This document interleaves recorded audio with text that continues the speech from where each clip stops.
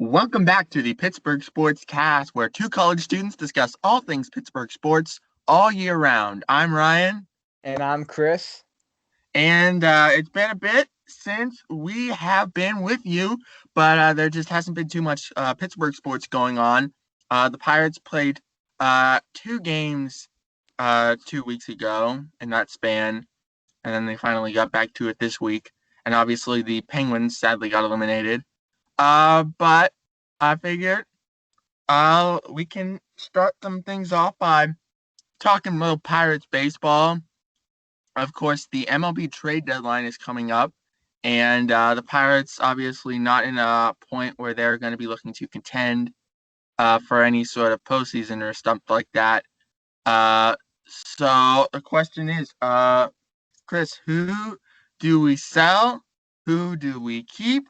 Certainly not looking to pick up anybody at this point. No, if we pick up people, I'm going to go downtown and riot. Not advocating for that, of course, but yes. Honestly, I think it's complicated, right? As is the Pittsburgh Pirates organization. I think the number one person who I'd look to trade would be Bob Nutting. Trading for as little as a bag of chips. Nothing too much. But in all seriousness, I think GM Ben Cherington has his work cut out for him. He really does. A little bit. And here's why I say this. Even as you and I are Pittsburgh Pirates fans, why, God only knows at this point. But we are. We have an entire podcast that we talk about them. It's great. You and I, in the previous episode, kind of went over season predictions. What did we expect the Pirates to do? And you and I both had them about just under 500. Playing just under 500 baseball. What fools were we? Yeah. I think this season has been atrocious, even beyond our expectations. Right, like we had low expectations, and they somehow still shot lower. It's unbelievable. I think getting back to my point and not just being frustrated with this team. He has to decide where does he want this team to go. Yes, the easy answer is to make them contenders. Yes, but who is going to be a part of that core? Because if you go back 5, 6, 7 years ago, you could name a core that we had. We had Garrett Cole and Terry screwed him up. We had McCutcheon until he got old. We had Starling Marte. We had even you can even argue Jordy Mercer and Josh Harrison were important to that core of those winning teams. Now he has to deem out of this modern Pirates team, who's worth keeping? Who's young enough? Who's talented enough? Who has enough room to grow that's worth keeping? I know for me, a couple names jump out at me. Bryan Reynolds. Yes, Bryan Reynolds has gone off to a slow start. Not going to argue that point with you. You can't. His average speaks for himself. But he raked this series against Milwaukee. He did. He has an entire season under his belt, which was last year, where he hit 300 plus. With a full season of work, he did that. You know what I'm saying? So yes, he's off to a slow start. The Pirates haven't seen consistent pitching since they've been off for more or less 2 weeks. He has his wife's 8 months pregnant. She's gonna have his first child. So there may be some things that could be distracting him. Kevin Newman, I think, is another one that could be a part of this young core. I think, again, if you go back to last season, right? He hit 300, or at least around 300. He has a full season under his belt. Again, off to a slow start, but again with Reynolds, this past two series, which would be Cleveland and Milwaukee, he seemed to be playing better, right? Making better contact, getting those better hits. are getting hits at this point. So I think you keep him. I think he's a part of your core. Now we get into the dicey land with these next two names. And that would be Josh Bell, and that'd be Colin Moran, also known as your two corner infielders. What do you do? Because if you're under the impression of, hey, we need to rebuild, if 7-17 isn't rebuilding enough for you, and you rebuild some more, I think Colin Moran and Josh Bell, at least from a hitting standpoint, right now are probably your two biggest trade bets. Now, where things get complicated is, let's start with Josh Bell first.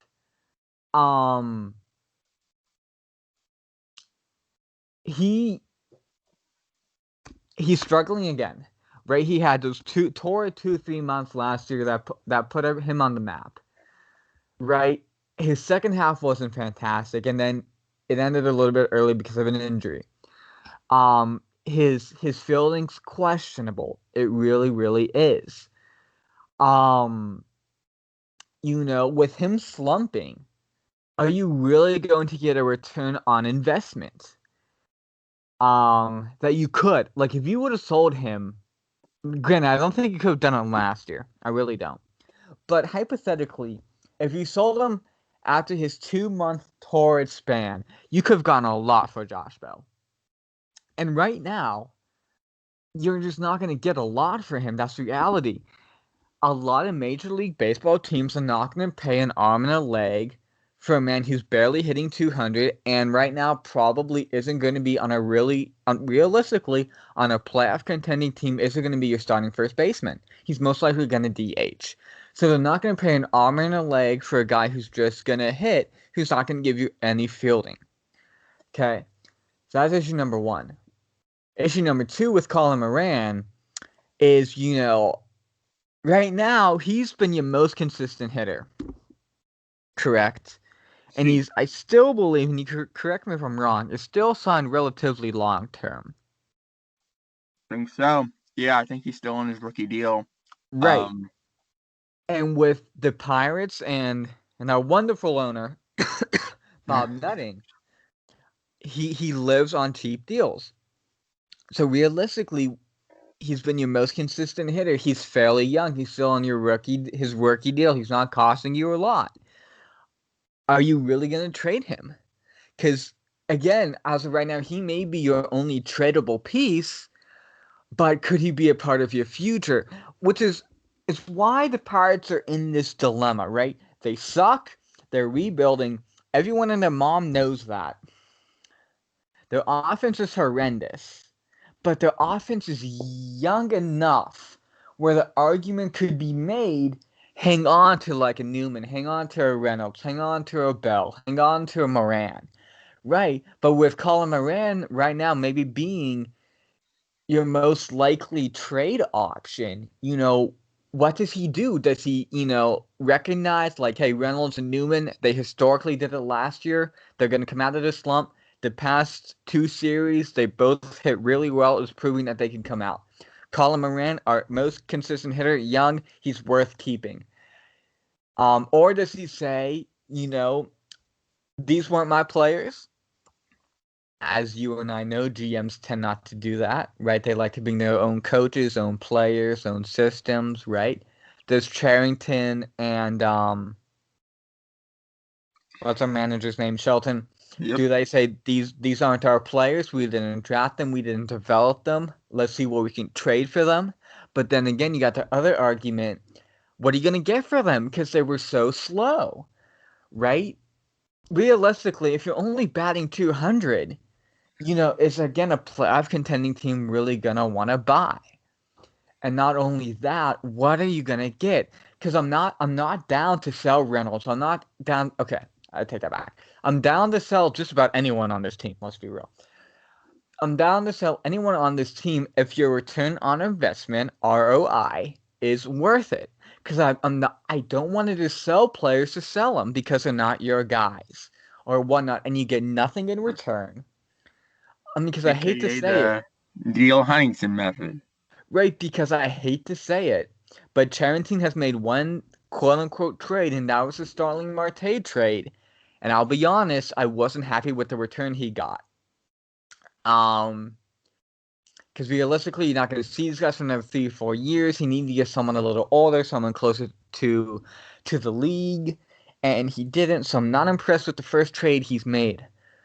Or first big trade, because he's made a couple of minor trades, but we don't care about that. We care about the big trades he's made.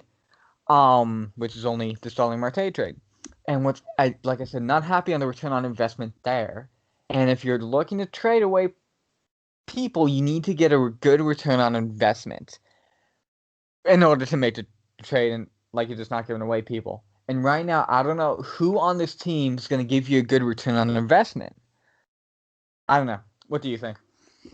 I'm thinking if anyone's going to give us a really good return on investment, I'm thinking Eric Gonzalez.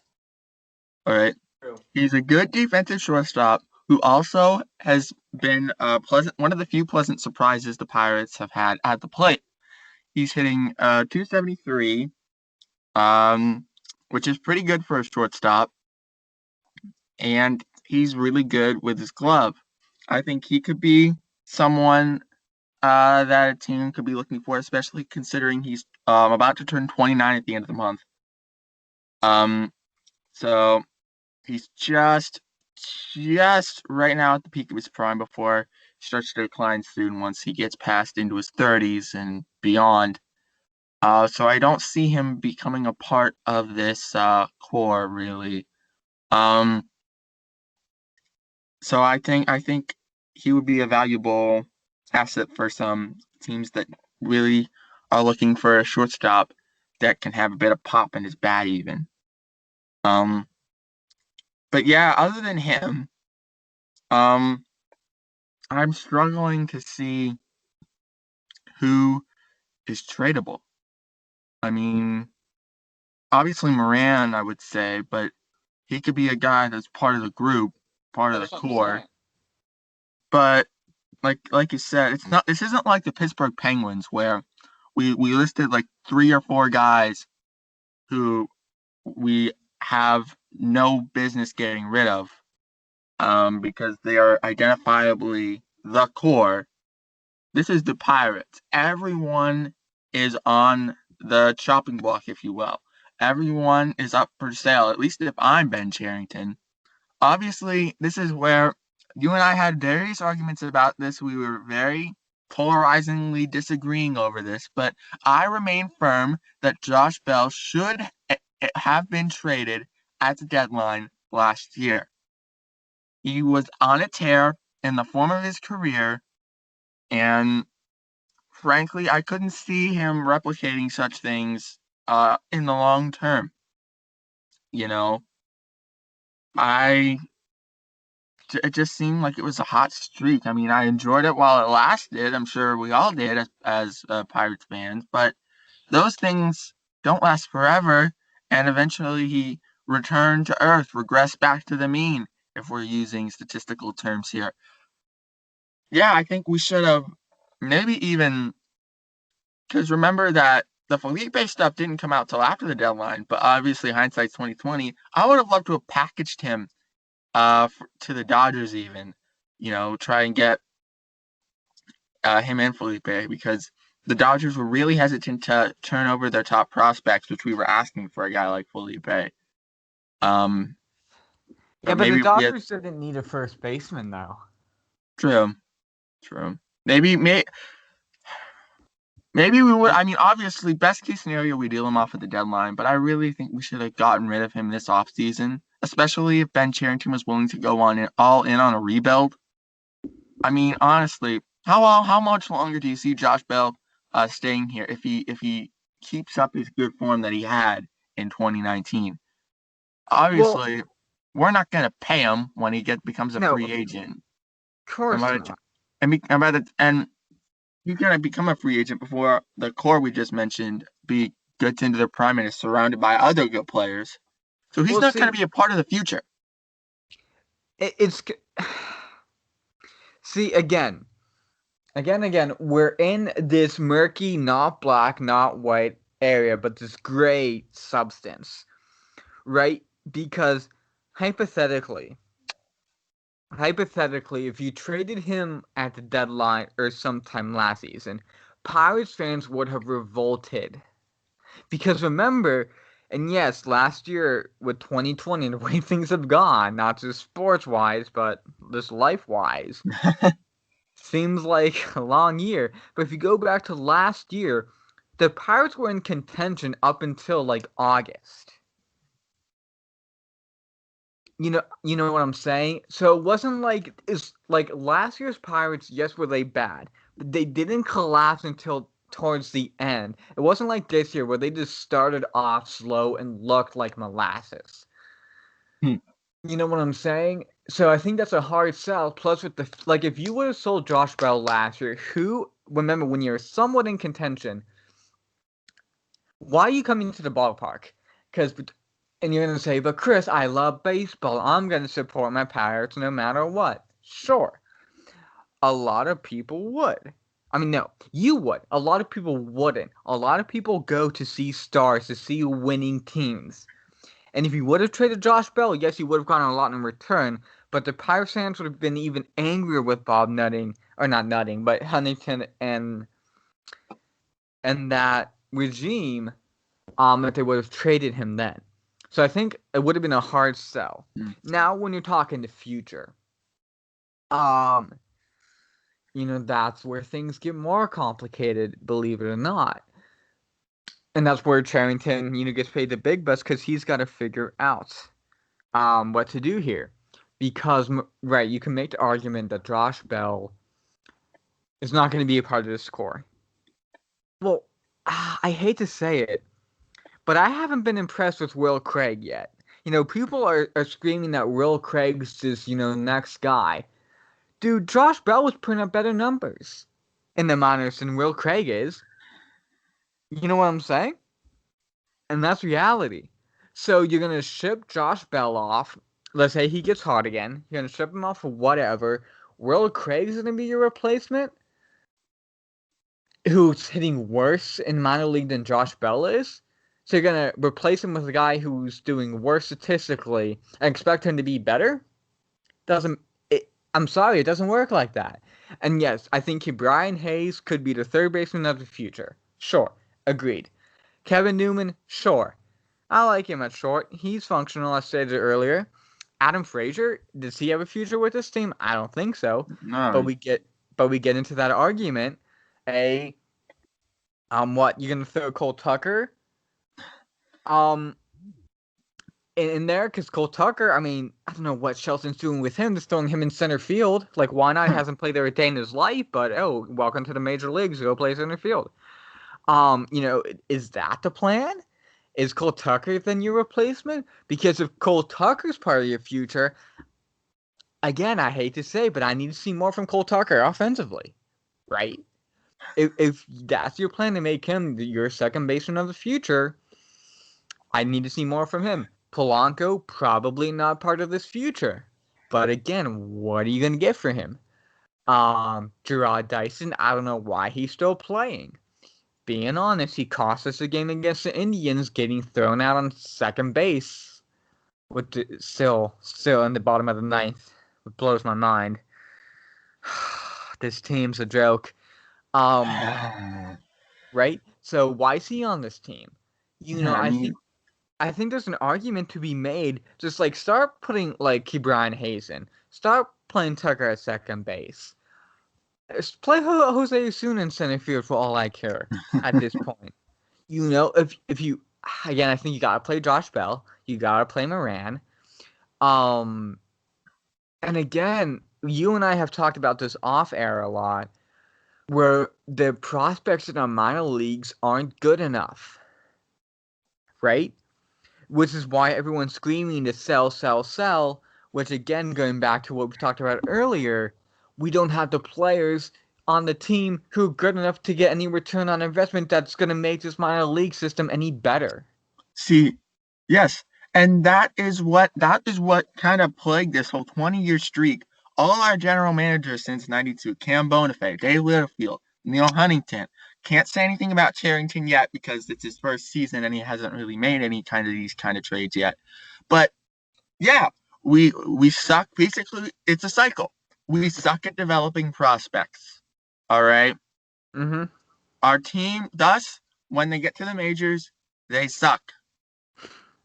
And since we suck, we have to sell.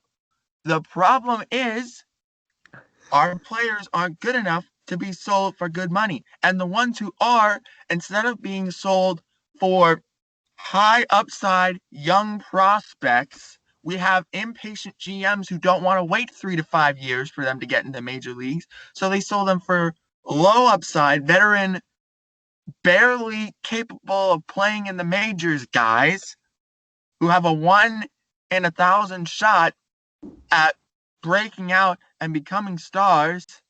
And, it's that cycle. Then, then those players suck and we have to sell them off.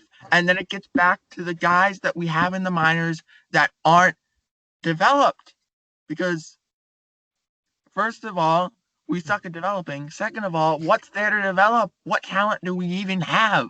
And Other than that's what's drafting. concerning me, is that it feels like we're at the beginning of another 20-year cycle. And I hate to say it, but look at this team. Right now, who's going to get you... Again, I hate to beat the dead horse, beat the drum, whatever the saying is. I'm not good at sayings. Whatever the saying is, we're going to beat the dead horse, I think that's the saying, is that there's no one on this team that's going to give you a high return on investment. But you have no one in the minors aside from maybe Brian Hayes, and maybe if you want to make the argument, Will Craig, but I don't think we're ready to make that argument yet. It's going to do anything. And the biggest issue out of all of this is that hitting's not their issue. Yes, we're worse in the National League, but our pitching, have you seen it? It's atrocious. Hitting is, I don't even know what's worse. And so we've only talked about hitters. Our bullpen may be the worst out of everything on this team. And do we have any, and you probably would know more than me, any high-end bullpen talent coming through? Oh, wait a minute. We do. His name's Keone Kela. Let's trade him. Oh, wait. He just got injured. So now, what did he do? The one tradable piece that you could have gotten something for is Hurts. Do you see why I'm frustrated, Ryan?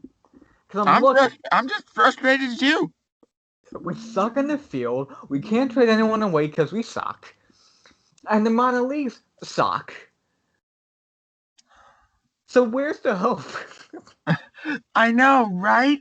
Like, here's the thing, though. I wouldn't even consider this the beginning of, like, a new 20-year cycle. This is just a continuation of what has been. I mean, obviously, we thought things were going to be, like, on the up and up. But in hindsight, the first half of the 2010s really seems like the blind squirrel finding the nut. It just, these things happen. It's impossible to go so long without something crazy happening. Sports are always crazy. You're always going to have a USA beating the Soviets. You're always going to have a Leicester City winning the league. You're always going to have, that one blip on the radar that shines out, and that happens despite everything that's put down on paper, and everything the pundits say. And that was the 2013-15 Pittsburgh Pirates. Everything just happened to fall into place in spite of our cheap owner, in spite of our horrendous cycle of general managers. We somehow had this talent pool fall into our lap. And we had a chance to end that cycle, of course, back in the 2015 offseason. Most of our core was coming back. And all we had to do was add a few final pieces, and we were looked to be set for the next decade. But what do we do? Nothing. We were legitimately a power hitter away from challenging for a World Series. I know. Look at that 2015 team. Here's all the people who left: AJ Burnett, He retired. Jay Happ, we could have kept him, but he signed with Toronto instead for, a decent amount, but nothing Bob Nutting couldn't afford. You know, if I'm not mistaken, he's like in the top third of the richest owners in MLB. He is. Um, Which makes this even more frustrating if yeah. that's even possible. But you know, Jay Happ. But other than that, other than like AJ and Jay Happ, who really didn't really come on until the second half of the season. Oh, and Neil Walker. Whoa. What did He he do was for the not a next part five? when he left. He was done being part of the core though. Exactly. He was done anyway. Oh, Pedro, but he was trashed by then too. He was trash. He couldn't throw a See ball. what I mean? But that power bat. See, we lost that power bat, and we didn't get anyone else to make up for it. Josh Bell was a rookie, and there was no way he would be his 2019 self. He was his 2016 self, which was basically what he is now. Other than that, who do we got? Oh, we got John Neese. Instead of re-signing a proven product or getting someone who's a good pitcher, because you know we could have had that because AJ was leaving too. We decided to go with John Neese, and another one of Ray Searage's reclamation projects. Which, Which in their defense, I will say this. In their defense, we should have signed a bat. Trust me. Like I said, we're a bat away from challenging for the World Series. And we're at the rate we're going, we'll be challenging for the World Series when we're in our 80s. That's not the point, though. Is that he has shown success with reclamation projects, though.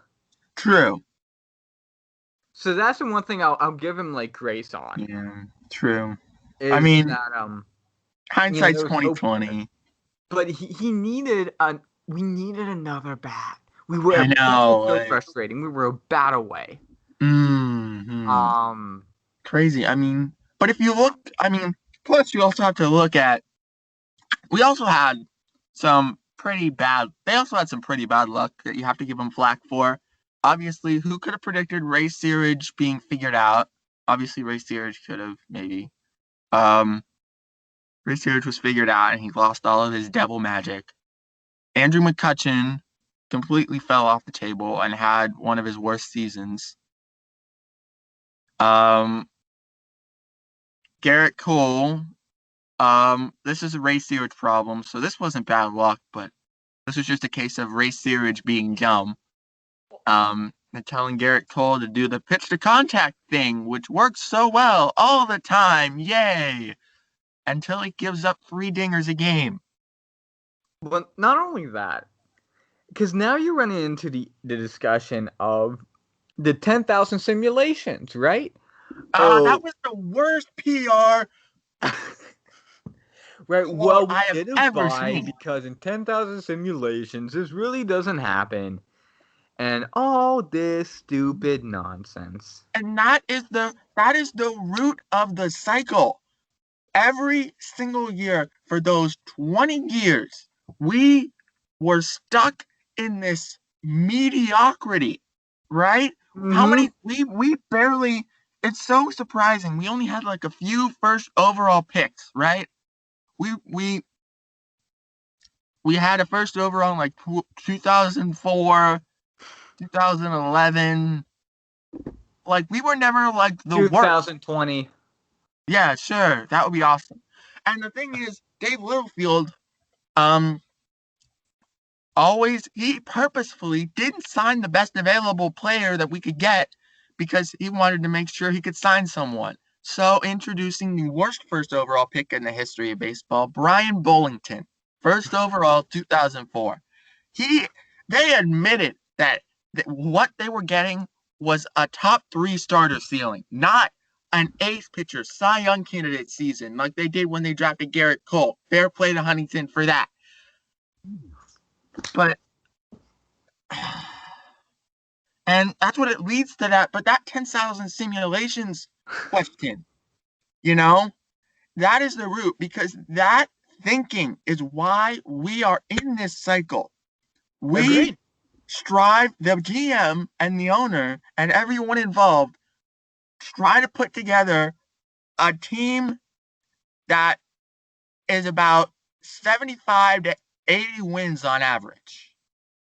And their defense will be that in 10,000, 10,000 simulations, maybe a few will result in us being a contender. And you know how that quote and those 10,000 simulations, only one result in that catastrophic failure that was last year? Well, guess what? In those 10,000 simulations, one results in success. That was 13 to 15. That was the flip side of that sort of quip that Neil Huntington threw out there. And that is what is always the problem. It's the refusal to advance above the status quo, the stubbornness of everybody involved. Obviously, this just comes down to one man at the top, really. Sometimes I kind of wonder what Neil Huntington had to go through and everyone else in the Nutting regime had to go through under him. Because what can you do with that kind of payroll, really? Obviously, you can become the Tampa Bay Rays, who had an even lower payroll than us and still managed to make a decent run last year. Yeah, but you know what they do? They develop. They take Exactly. Tyler If you're Glasnow. gonna, They that's the take problem. Charlie Morton. They take all these players. Who's Austin Meadows? The players who ironically all play for the Pittsburgh Pirates. And ironically, I'm so mad. I'm so mad about this. They Extra, all stunk. Each and every one of them. They all go to the Tampa Bay Rays, and all of a sudden the Rays play with the Red Sox and Yankees somehow. How? How? that's the thing that I keep forgetting. They did that in the AL East, right? Which is Yeah. tremendously tough in nowadays. But the extra ironic thing was this was pretty much what the Pirates did on a lesser extent. Obviously, it was just a Ray Searage reclamation project. Everything else was just pure dumb luck. Like, who'd have thought when we traded Nate McLeod that Andrew McCutchen would pop up out of nowhere and become an MVP? Who'd have thought that, you know, Francisco Liriano, AJ Burnett, Edinson Volquez, Jay Happ, that Ray Searage would be able to take each and every one of them and turn them into all-stars almost. Don't forget Ivan Nova. Yeah, I know. He was after the whole core was Oh, kind of that's true. after out of the prime. He's a more recent example, but even him was inconsistent as he went on. Yes, he had spurts where he threw complete games in like 80 pitches, but the but since he's a pitch to contact guy, once the game evolved into the Statcast area and the balls got juiced, you know, then that whole thing is completely irrelevant because he's just getting bombs every time and hard hit balls everywhere and dingers season, bro. So, hmm.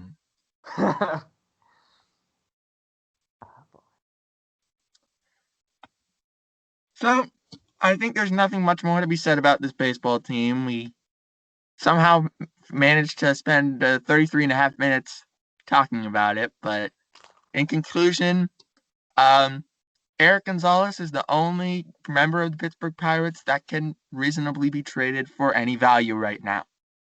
And maybe Colin Moran. Other than that, who we gonna throw out there? Dude, no one. And what's so different before we finish?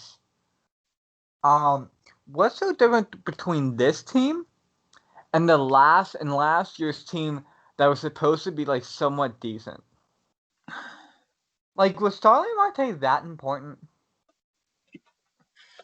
Well, let's see. Starling Marte was decent. Polanco was actually pretty good. Um, we also had Felipe because remember that by the time he was outed as a pedophile, that's Uh, when we really started sucking real bad. Um, so our bullpen was much better. Archer, Jameson Taillon was also pitching too. I don't think he was injured for Tommy John yet, at least during that first part of the season. And you also have to remember how big of an influence Josh Bell was. Okay. That's true. I forgot about Mr. Pedophile. Not gonna lie. Yeah, wouldn't we all like to forget about that idiot? Okay. Oh boy. Rot in jail, buddy. Yeah, pretty much. Okay, so that makes sense. I don't know. All right, 'Cause so I don't think we should be as bad as we are right now, but dude, we are bad. um, what are they Okay. gonna say? 10,000 simulations again? I'll scream. Please no. Okay. More than Um. what I've screamed so far tonight. Yeah. Just a couple more things we want to touch up on before we wrap this baby up. Number one. Since we've recorded this, or since we've recorded our last episode, the Penguins fired their assistant coaching staff. I think their entire assistant coaching staff, all three of them, Recchi, Yep. Gonchar, and Julien, all gone. And I really like this. I think it's a better move, but I think it does two things. Number one, Wait, it who the hell is Julien? Claude Julien, or wait, no, who was the He guy? coaches the Canadians. No, I'm not thinking of Julien. I'm thinking who's Jacques Martin. Okay. Jacques Martin, my bad. About to say, did we get a new assistant coach No, that we was did not. just That would fired? be relatively not bad, but Jacques Martin, I beg your pardon. All the Canadians playing we had gotten them confused. I know they both have French sounding names. Yeah. So but Jacques Martin, all gone. I think this does two things. Number one, I think it gets the coaches out of there that were the main source of our biggest problems, because the assistant coaches are, like Mark Recchi in particular, are the ones that manage special teams. Mark Recchi with I think has been working well, obviously, working with the power play, and that was our big downfall. That I think if I could pinpoint losing this series down to one thing, it was not scoring on the power play. So that addresses that. That addresses our special team problems. And it also sends a real big message, lights a fire under Mike Sullivan, because this is a very clear move that if I'm Mike Sullivan, I see this and I'm officially on guard. I am on the hot seat. I'm officially aware that this season my job is on the line, and I better coach my rear end off if I want to stay in Pittsburgh for the foreseeable future. So I think it was a well needed move. It was what we needed to do. Obviously, you hate parting ways with a Stanley Cup champion in Mark Recchi and another Stanley Cup champion in Sergei Gonchar, but we did what we had to do, and I think it was the right move. Better than getting rid of Sullivan. I'll agree to an extent. I think I would have gotten rid of Gonchar. Recchi. The power play was atrocious. I'd get rid of him for sure. And probably Jacques Martin. I'm unsure if I would have gotten rid of Sergei Gonchar, because I think Sergei Gonchar was integral in getting the likes of John Marino developed, Juuso Riikola developed, Chad Ruhwedel developed, right? Because the reality of the situation is this: is that Justin Schultz is no longer going to be on this hockey team. If you listen to Jim Rutherford, or any hockey team, maybe, I don't know. And Chad Johnson. Okay, why does Jim Rutherford continuously defend him? It's infuriating me. He did nothing in the playoffs. He did nothing last playoffs. This regular season was alright. The regular season before was atrocious, right? So he sucked in the regular season, sucked in the playoffs, had a halfway decent regular season because his expectations were so low. And he was the only player that wasn't hurt. And the only player who wasn't hurt, and then sucked in the playoffs again. Granted, the rest of the team sucked too. I'm not letting them off the hook, because they did as well. But Jack Johnson sucked for the majority of his time here. Why does Jim Rutherford continuously defend him? He should be out on the street. Okay, not I think literally. We all hope that everyone has nice homes and shelter, but from a hockey sense, he should be on the street, yeah, right? I think it boils down to I don't know, maybe he just doesn't want to admit that he's wrong, you know. He was lauded for all his moves in 16 and 17. I don't know if to him he just can't see himself making a bad move or doesn't want to admit that he made a bad move. Uh, Obviously Justin Schultz he could talk about because he's gone. He's he's a free agent if I'm not mistaken. I believe Jack you're correct. Yeah. Jack Johnson is still on the books for I forget how many more years. And I think obviously who are you going to trade to get rid of him? Buy him out. That's what I mean. Unless you buy him out, what is the point of calling out Jack Johnson in public? Then you lose maybe a decent part of the dressing room because some players might have his back. Obviously, like I said, you can talk crap about Schultz because he's gone. You know, no one's gonna be like, hey, because what's the point of defending a player that's no longer there? But with Jack Johnson, I mean, if I was Jack Johnson, the coach called me out like that in a public interview, I would be, I'd be like, well, what the heck am I doing on this hockey team? Y'all don't want me, so I'll ask you this then: should Jack Johnson be on the starting roster for Game 1 next season? no. But I don't think Jim Rutherford sees that, which is why he didn't call him out. Which is what's so frustrating, was why you need Sergei Gonchar, because Jack Johnson should not be on this team. I will continuously say it until he's no longer on this team. I will say it every single day if I have to, that Jack Johnson should not be on this hockey team. Justin Schultz is no longer on this hockey team, which means you have Pierre-Olivier Joseph who's coming up. You have Riikola, you have Riedel, who you're probably going to implement in some type of way in your bottom six. Right? And you need a defensive coach that can develop, and Sergei Gonchar was at least developing. I'm down with firing Jacques. I'm down with firing Mark Recchi. Kind of questionable on what's his name? Sergei Gonchar. My main thing now is, and we obviously have to wait until the playoffs wrap up, is I want to see the personnel changes. Where personnel changes are made. Yeah. That's what's key.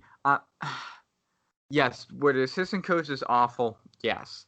But at the end of the day, the team needs to be better. And I'm really interested to see what player changes are made as instead of like coaching changes. If you Yeah. know. I mean, I don't know what uh the ownership group, Burkle, Lemieux, and everyone else can do to light a fire under Rutherford's behind, but I kind of want to see some sort of, I don't know, some sort of message to Rutherford that his job isn't secure either, because he made a lot of he's lost a bit of his luster in my opinion. The Kessel trade wasn't great.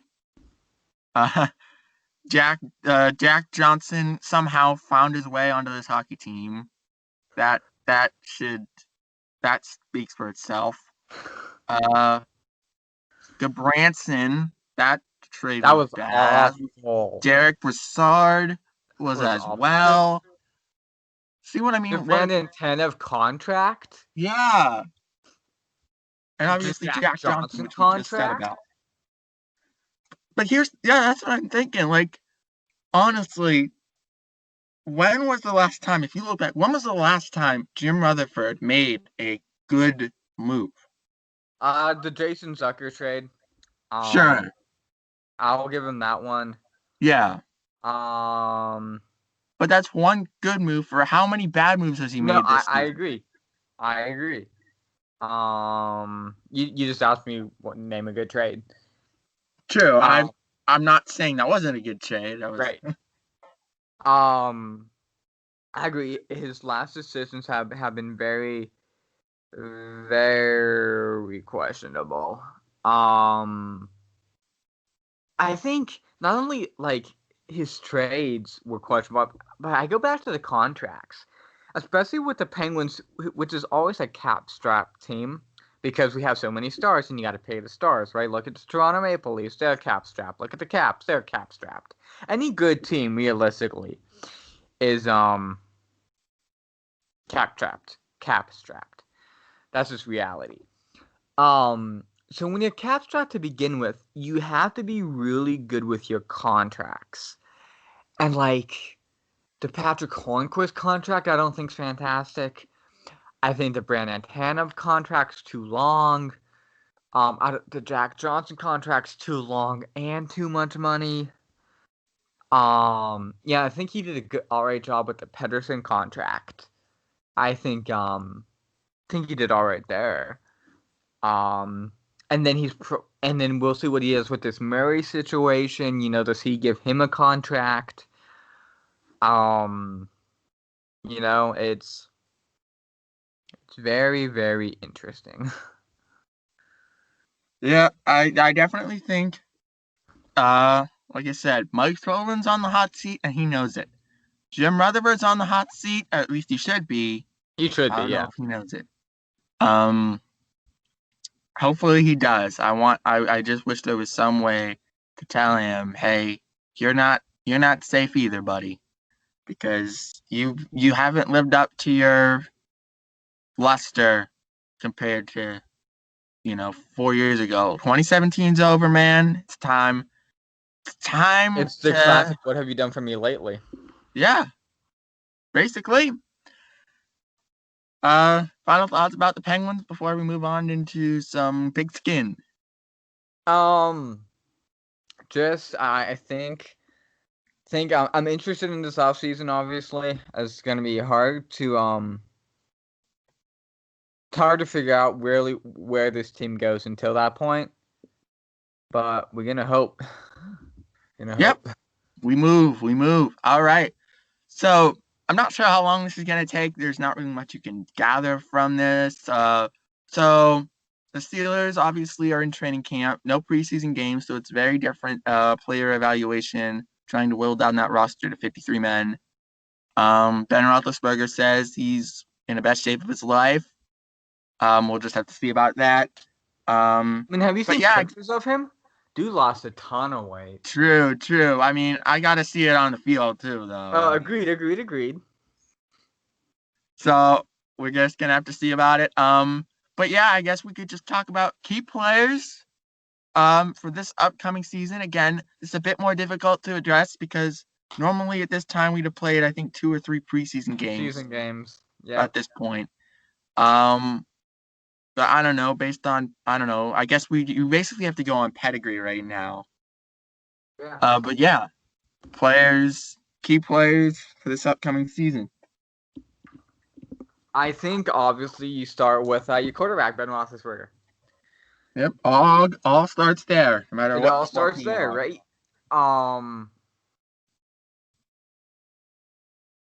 Yeah, it all starts with Big Ben. You know, how does he respond? Does his arm look good? Is his arm strong? Can he make those throws? I think that's key. I think that's key number one. Ben starts it all. If we do like 3 key players, I'm not gonna do key players here. Okay. I'm going to do a key section of the team, which is a wide receiving core. Do they step up? Juju Smith-Schuster had an awful year. Yes, you can argue, well, he had Mason Rudolph. He had Delvin Hodges thrown to him. You know, he had all these, quarterback issues. You know, if we're going to assume Ben Roethlisberger stays healthy, Juju needs to be better. He's going into a contract year, and I need to see that he can be a number 1 wide receiver. He couldn't get off a man-on-man. He couldn't beat one-on-one coverage with the team's best cornerbacks. That's just reality. He couldn't do it last year. I need to see him do it this year. I need to see him do it. I need to see James Washington step up. James Washington, again, when you're talking to receivers, you always have the caveat, their quarterback sucks. You get Ben for an entire year, hopefully. James Washington, I need to see you play. I need to see you be that downhill threat. I do. I'm downfield, not downhill. downfield threat. I need you to be able to stretch the defense. Chase Claypool, I need you to be functional in the red zone. You're not going to get a lot of snaps between, up until that. But when you're in the red zone, when you're a big, tall target, you need to bring down those 50-50 balls. You need to play your size. You need to play your speed. You need to get touchdowns. Because remember, when we had Ben, Bell, and Brown, how many times were we stopped in the red zone? Consistently. We had to settle for field goals. When you're playing a team in a division with the Baltimore Ravens, 50-50 Cleveland Browns, we'll have to see. But with the Baltimore Ravens, you need when you get into the red zone against the Ravens especially, and against all teams really, but against the Ravens especially because that's who you're competing for the division title, when you get into red zone, you need to convert those into touchdowns. You can't be kicking field goals. That's not going to win you football games. That's not going to win you a division title. We need to convert those to touchdowns. And the third key for me is Minkah Fitzpatrick. He came in towards the beginning of last season and in a trade that we all know. And he played phenomenal. He really glued that defense together. He glued the secondary together. Can he have a similar season? Can he similarly glue the secondary together? Can he, make those turnovers, shut down half the field because of his threat? He's not going to be much of a run stopper. He's not Troy. Minkah's not Troy because I think people, and this is like a complete sidebar at this point, most people are like, oh, Minkah Fitzpatrick, he's the next Troy Polamalu. People forget Troy Polamalu was a strong safety. Troy Polamalu was up there in the box nailing Willie McGahee, jumping over the line of scrimmage to tackle people. So he was a strong safety. Minkah's more like an Ed Reed, right? That center fielder who's going to, obviously Troy had many interceptions. But he's going to be more like an Ed Reed as opposed to like a Troy. But hopefully, again, he's still a young cat. So hopefully we forget how young Minkah Fitzpatrick is too. He's only like 23 or something. Yeah. So hopefully he continues to develop into a beast. And yeah, those are my three like players got to watch out for this season. Yeah, I know. I was gonna say Minkah too. Took the words right out of my mouth. Yeah, I think we have to minimize any potential regression because whenever anyone has a breakout season, you're always on the lookout for they call it a sophomore slump. I don't think this just applies to anyone in year 2. I think this just applies to anyone who has a real breakout season. Obviously, Minkah's in year 2 now, pretty much. But yeah, you hope that doesn't happen. Especially because now they have an entire off season to go over him, watch game film on him, analyze his play style, and try and actually figure this guy out. So you have to hope that he continues to evolve, that he doesn't become, too predictable. As a free safety, that's a very, very important asset. Continue to evolve, continue to maintain that unpredictability, and I think he can do it. He definitely has the potential to. We just have to see it on the field. And back to what you said with Juju Smith-Schuster, I had this thought even back in like 2018.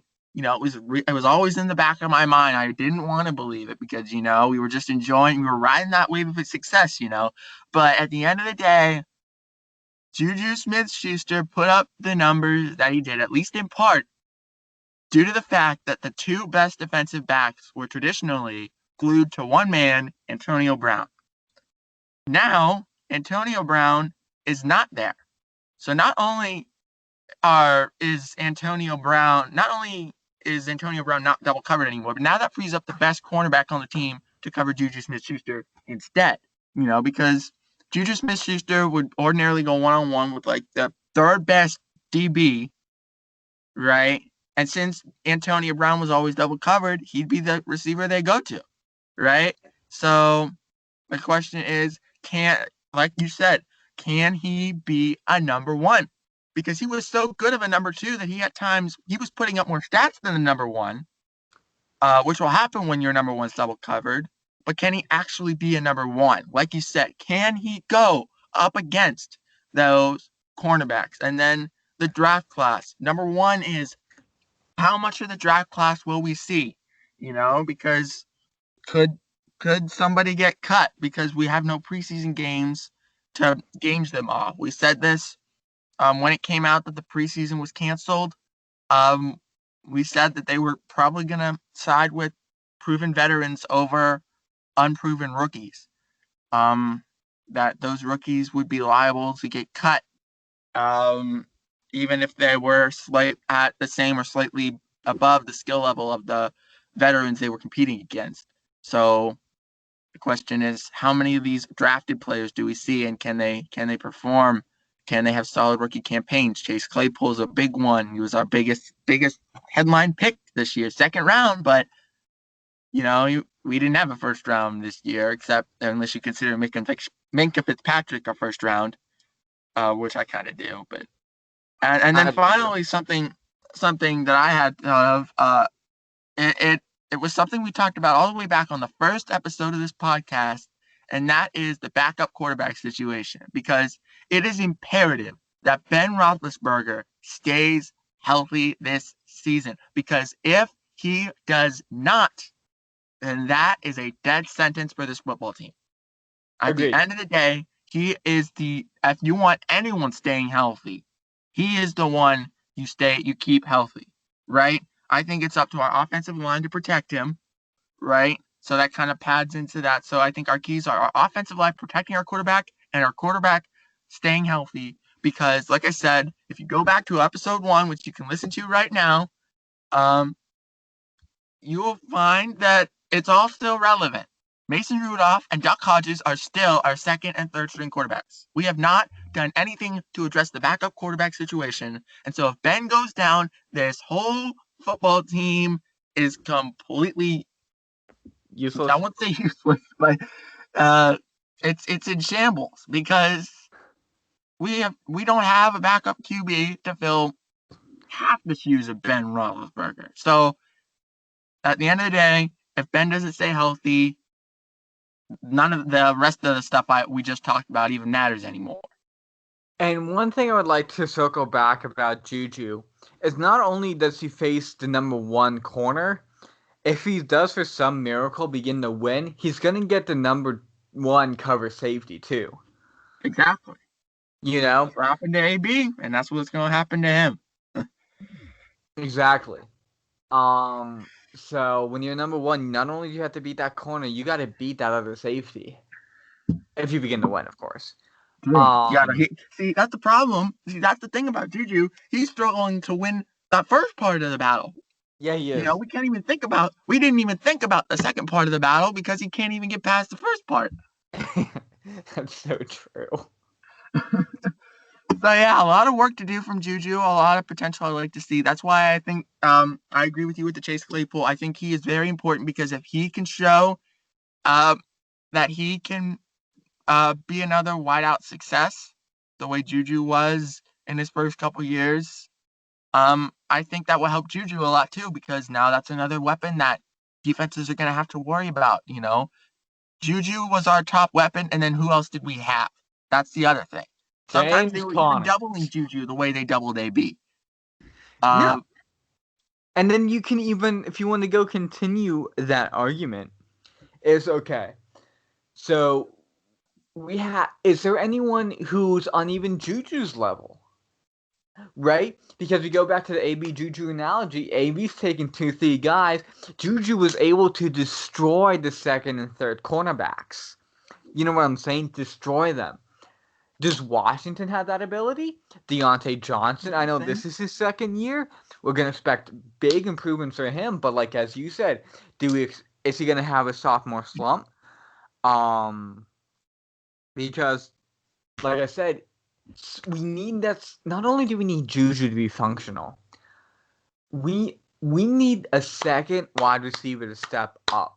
And whether that's James Washington, whether that's Deontay Johnson, Chase Claypool even, I don't care. We need a second wide receiver that can beat the second or third cornerback, because your offense is going to go nowhere. If you don't have a number 2 receiver that can beat someone. It all adds up, and I I don't know what else to say. You got any final thoughts about the Steelers? Yeah, like you said, it's hard without any preseason games. Mm-hmm. Definitely makes our jobs a lot harder. Makes Yeah, everyone's job a lot harder. Mike Tomlin, offensive defensive coordinators, our whole coaching staff got a lot less to look on, and this is why I at the end of the day think that I think this is gonna hurt a lot of rookies. Luckily, the Rock bought the XFL, so they have a place now if they get cut. But true. yep. With that being said, we are just over an hour, and I think that will do it. All right, so if you like this podcast, make sure to follow us on whatever podcasting platform you listen to us on. We are available on YouTube as well. Subscribe to us on YouTube. Pittsburgh Sportscast in the search bar. We're the first icon that shows up. When you search that, make sure to comment below on our YouTube channel and hit the notification bell so you don't miss any episodes. Make sure to follow our Twitter page at PGH Sports Cast and email us, pittsburghsportspodcast@gmail.com, if you would like to tell us your questions, comments, concerns, or whatever is on your mind. We're happy to hear from all of you. But until next time, I'm Ryan. And I'm Chris. And we'll see you later on the Pittsburgh Sports Cast. Stay safe, everybody.